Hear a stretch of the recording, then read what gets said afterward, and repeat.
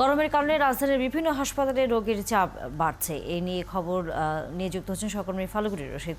ফাল্গুনী, এর আগে আপনি বলছিলেন যে শিশু হাসপাতালের খবর আপনি জানাচ্ছিলেন। শিশুদের নানা ধরনের অসুস্থতার পাশাপাশি আমরা দেখছি যে হিটস্ট্রোকে মারা যাওয়ার মানুষের সংখ্যাও দিনকে দিন বাড়ছে। সেটি নিয়ে বিশেষজ্ঞরা কি বলছেন? হিটস্ট্রোক এড়ানোর জন্য আসলে কি পরামর্শ তারা দিচ্ছেন?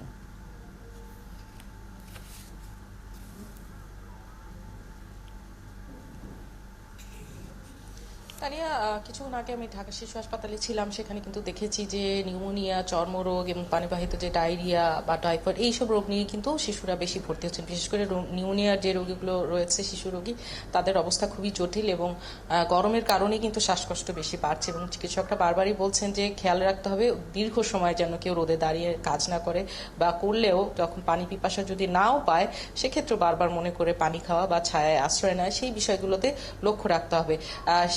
সেখান থেকে কিন্তু আমরা দেখতে পাচ্ছি যে যাদের শ্বাসযন্ত্রের জটিলতা রয়েছে, দীর্ঘদিন ধরে যারা এই সমস্যায় ভোগেন, শ্বাসকষ্ট বা ফুসফুসের জটিলতায়, তাদেরও কিন্তু আসলে সেই রোগগুলোরও কিন্তু চাপ হাসপাতালে বেড়েছে। এই মুহূর্তে আমি 250 শয্যা বিশিষ্ট যক্ষা হাসপাতালে রয়েছি। এখানেও কিন্তু রোগীর চাপ ব্যাপক হারে বেড়েছে। ব্রঙ্কাইটিস, নিউমোনিয়া, যক্ষা সহ বিভিন্ন ধরনের রোগ নিয়ে রোগীরা কিন্তু জটিল হয়ে পড়ছেন। তারা কিন্তু এই হাসপাতালে ভিড় করছেন। আমরা সেই বিষয়গুলো জানবো। আমাদের সাথে রয়েছেন হাসপাতালটির উপপরিচালক ডক্টর আয়েশা আক্তার। আমরা তার কাছেই সরাসরি জেনে নিতে চাই যে আসলে রোগীর পরিমাণটা কি পরিমাণ বেড়েছে, কি ধরনের রোগী দেখছেন, কি পরামর্শ থাকবে তাদের জন্য এই গরম এড়িয়ে আসলে সুস্থ থাকার জন্য।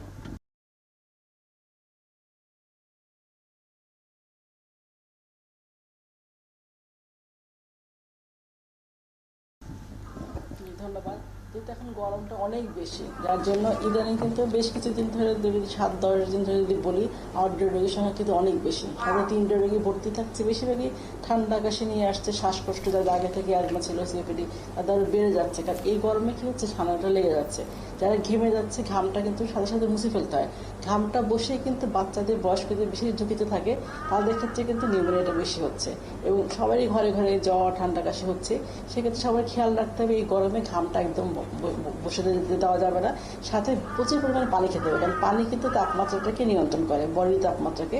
সেই জন্য প্রচুর পরিমাণ বিশুদ্ধ খাওয়ার পানি 12 থেকে 14 গ্লাস খেতে হবে।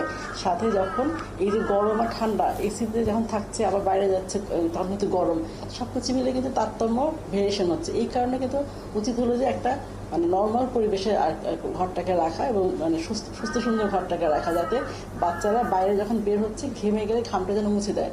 আর সবচেয়ে ভালো এই গরমের মধ্যে দিনের বেলা একদিনই বাচ্চাকে বাইরে বের না করা, যতটুকু পারে ঘরের মধ্যে রাখা। সকালে বা রাত্রের দিকে সে বের হলো খেলাধুলার জন্য, কিন্তু দিনের বেলায় ঘর থেকে বের হবে না। বের হতে হলে তাকে অবশ্যই সাথে টুপি বা সানগ্লাস অথবা পানি, এগুলো ছাতা নিয়ে যেতে হবে সাথে করে। বড়দের মধ্যে হিটস্ট্রোকের একটা অসুস্থতা বারবার লক্ষ্য করা যাচ্ছে। বড়রা আসলে কিভাবে, যাদেরকে বাইরে কাজ করতে হয়, তারা কিভাবে সাবধান সচেতন থাকবেন? আচ্ছা, যেহেতু বাইরে যারা দীর্ঘক্ষণ কাজ করছে, হিট স্ট্রোক থেকে প্রতিরোধ করতে গেলে সবার আগে দরকার এই যে এক নাগারে বেশিক্ষণ গরমে কাজ করা যাবে না। এই দিনের বেলা যখন গরমটা বেশি থাকে, তখন এই সময়টা কিছুক্ষণ কাজ করার পরে গাছের নিচে ছায়ার তলে বিশ্রাম, যারা রিক্সা চালক, দিনমজুর, যারা বাইরে কাজ করছেন বেশি, তাদের ক্ষেত্রে ছায়ার তলে বিশ্রাম নিতে হবে। এক নাগারে বেশিক্ষণ কাজ করলে কিন্তু হিট স্ট্রোক হতেই পারে, কারণ তখন দেখা যাচ্ছে বডি টেম্পারেচারটা 40 ডিগ্রি সেন্টিগ্রেড উপরে উঠে যায়। এই জন্য পানি খাবে, বিশুদ্ধ খাওয়া পানি। বাইরের খোলা খাবারটা, বাসি খাবারটা একদমই খাওয়া যাবে না, এবং বিশুদ্ধ পানি ছাড়া অন্য পানিটা একদম পান করা যাবে না। অসংখ্য ধন্যবাদ ডক্টর আয়েশা আমাদের সাথে যুক্ত হবার জন্য। তা নিয়ে আপনি শুনছিলেন যে আসলে ছায়ায় কিছুক্ষণ রেস্ট নেওয়া, পানি খাওয়া, বিশেষ করে বারবার মনে করে, এবং বিশুদ্ধ পানি খাওয়া, এইগুলোই কিন্তু আসলে সাধারণ কিছু এগুলোই বারবার পরামর্শ দিয়ে যাচ্ছেন বিশেষজ্ঞরা, যেটির মাধ্যমে আসলে এই তীব্র গরম থেকে রক্ষা পাওয়ার একটি উপায়। অসংখ্য ধন্যবাদ ফাল্গুনী রশিদ, যুক্ত হয়েছিলেন আপনি আমাদের সাথে।